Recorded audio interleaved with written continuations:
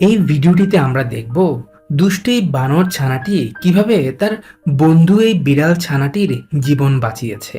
এরপর থেকে তাদের মধ্যে গড়ে উঠেছে এক অদ্ভুত ধরনের বন্ধুত্ব। বৃষ্টি থামতেই এই ভদ্রলোক তার আদরের ছোট্ট বানর ছানাটিকে সঙ্গে করে পৌঁছে গেল তার ঘরের আঙিনায়।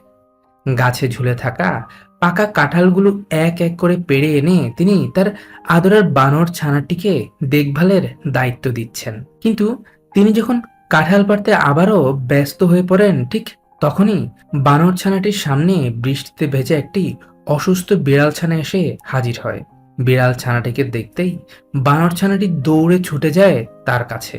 এরপর সে বিড়াল ছানাটিকে জড়িয়ে ধরে আদর করতে চায়, কিন্তু যা হয়তোবা একদমই পছন্দ হয়নি অসুস্থ বিড়াল ছানাটি। সে কোনো রকম গা বাঁচিয়ে বারবার পালাতে চায়, কিন্তু বানর ছানাটি যে তার পিছুই ছাড়ছে না। বিড়াল ছানাটি দৌড়ে যেখানেই যাচ্ছে বানর ছানাটিও তার সাথেই পৌঁছে যাচ্ছে সেখানে। এদিকে বানর ছানাটির বাবা ওই ভদ্রলোক কাঁঠাল পাড়া শেষে নিচে নেমে এসে তাকে খুঁজতে লাগলো। আশেপাশে বেশ কিছুক্ষণ খোঁজাখুঁজির পর ভদ্রলোক দেখতে পান পুচকে বানর ছানাটি যে তার সঙ্গে করে আরো একটি পুচকে বিড়াল ছানাকে নিয়ে ঘাসের আড়ালে বসে আছে।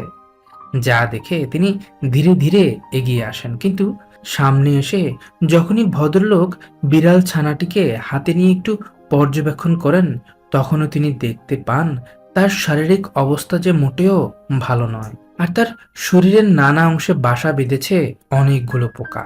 এদিকে বানর ছানাটি আর তর সইতে না পেরে পাকা কাঁঠালের মাঝে তার নখ ঢুকিয়ে খেতে শুরু করেছে। অসুস্থ বিড়াল ছানাটির এই দুরবস্থা দেখে ভদ্রলোকের খুবই মায়া হয়। তাই তো তিনি তার বানর ছানাটিকে কোলে আর হাতের মাঝে অসুস্থ বিড়াল ছানাটিকে নিয়ে ঘরে ফিরে আসেন। ঘরে আনতেই তিনি প্রথমে বিড়াল ছানাটিকে ভালো করে গোসল করিয়ে দেন, কারণ তার শরীরে যে বাসা বেঁধেছে মরণ ব্যাধি পোকা। সাবান দিয়ে ভালো করে গোসল করানোর পর ভদ্রলোক বিড়াল ছানাটিকে একটি তাওয়ালে পেঁচিয়ে রেখে দেন। শরীরের পানি শুকানোর পর ব্যক্তিটি যখন তাকে খাবার খেতে দেয়, ঠিক তখনই এতটা অসুস্থ হওয়ার পরও বিড়াল ছানাটি নিচ থেকে ঘপ ঘপ করে খেতে শুরু করে। কে জানি কদিন ধরে অসহায় বিড়াল ছানাটি না খেয়ে আছে।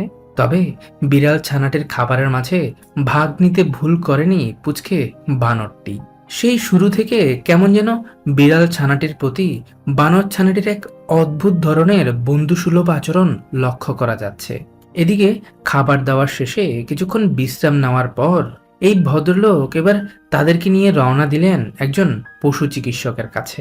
ডাক্তার অসুস্থ এই বিড়াল ছানাটিকে বেশ কিছুক্ষণ পরীক্ষা নিরীক্ষা করার পর ভদ্রলোককে জানায় তার শরীরের পশমগুলো কেটে না ফেললে তাকে বাঁচানো যে প্রায় অসম্ভব হয়ে পড়বে, কারণ মরণব্যাধি পোকাগুলো ইতিমধ্যে তার পুরো শরীরে ছড়িয়ে পড়েছে। তাই তো অনেকটা বাধ্য হয়ে তার জীবন বাঁচাতে তারা সবাই মিলে তার শরীরের সবগুলো পশম ফেলে দেয়। এরপর ডাক্তারের দেওয়া কিছু ঔষধ নিয়ে ভদ্রলোক আবারও রওনা দেন বাড়ির উদ্দেশ্যে।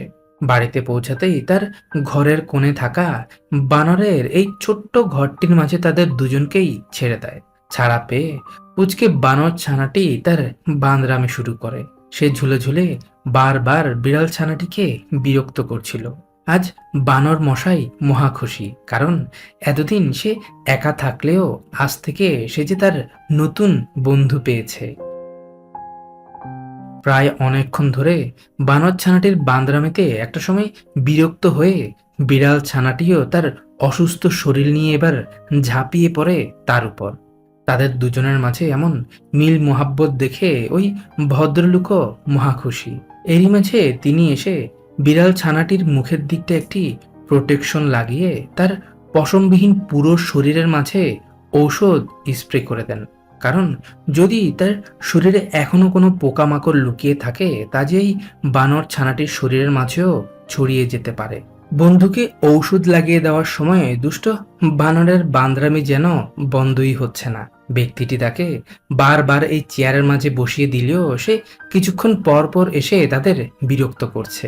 ঔষধ লাগিয়ে দেওয়ার পর ব্যক্তিটি বিড়ালের মুখে থাকা ক্ষতগুলো পরিষ্কার করতে শুরু করেন, কিন্তু এখন হয়তোবা আপনাদের মনে প্রশ্ন আসতে পারে, ছোট্ট এই বানর ছানাটি এই ব্যক্তিটির ঘরের মাঝে কোত্থেকে এলো?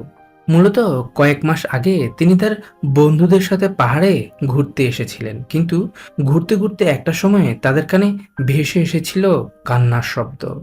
কান্নার আওয়াজ শুনে মনে হচ্ছিল কোনো মানুষের বাচ্চা জঙ্গলের এক কোণে বসে কেঁদেই যাচ্ছে। তারা প্রথমে কিছুটা ভয় পেয়ে গেলেও পরবর্তীতে সাহস করে আশেপাশে খুঁজতে শুরু করে। বেশ কিছুক্ষণ খোঁজাখুঁজির পর তারা দেখতে পায় একটি ছোট্ট বানর ছানা পাথরের খাঁজে বসে অনবরত কেঁদেই যাচ্ছে। আবার তাদের উপস্থিতি টের পেয়ে সে ধীরে ধীরে এদিক ওদিক পালাতেও শুরু করে। কিছুক্ষণ গাছের ডালে তো কিছুক্ষণ আবার পাতার আড়ালে গিয়ে সে বারবার লুকিয়ে পড়ছে। হয়তোবা বানর ছানাটি মানুষ দেখতে পেয়ে ভয় পেয়ে গেছে। তবে তাদের বেশ কিছুক্ষণের প্রচেষ্টার পর তারা বানর ছানাটিকে ধরতে সক্ষম হয়। কিন্তু এখন কথা হলো, অসহায় ছানাটি পাথরের খাঁজে বসে কাঁদছিল কেন? অতি আদরে ভদ্রলোক ছানাটিকে বুকে আগলে নিয়ে এবার আশপাশটায় খোঁজাখুঁজি শুরু করে।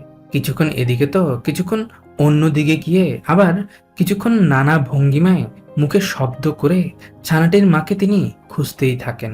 দীর্ঘ 2 থেকে 3 ঘন্টা পুরো জঙ্গলের আনাচে কানাচে খোঁজার পরও ভদ্রলোক অসহায় বানর ছানাটির মাকে আর খুঁজে পেলেন না।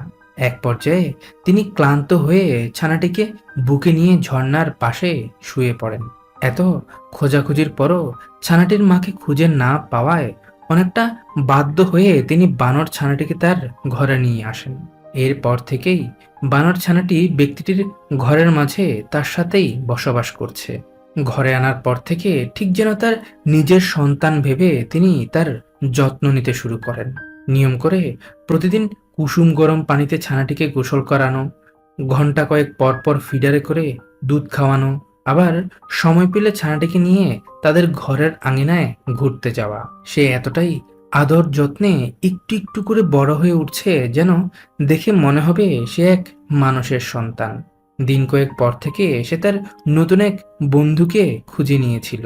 মুরগিটি এবং তার বাচ্চাদের সে অনেক বেশি বিরক্ত করত। এতে যদিও বা মুরগিটি তাকে তেমন কিছুই বলতো না।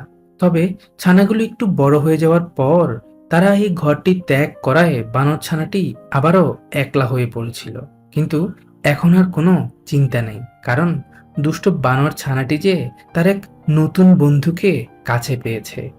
ভদ্রলোকের আদর যত্ন আর ভালোবাসা পেয়ে কিছুদিনের মধ্যেই বিড়াল ছানাটিও পুরোপুরি সুস্থ হয়ে ওঠে।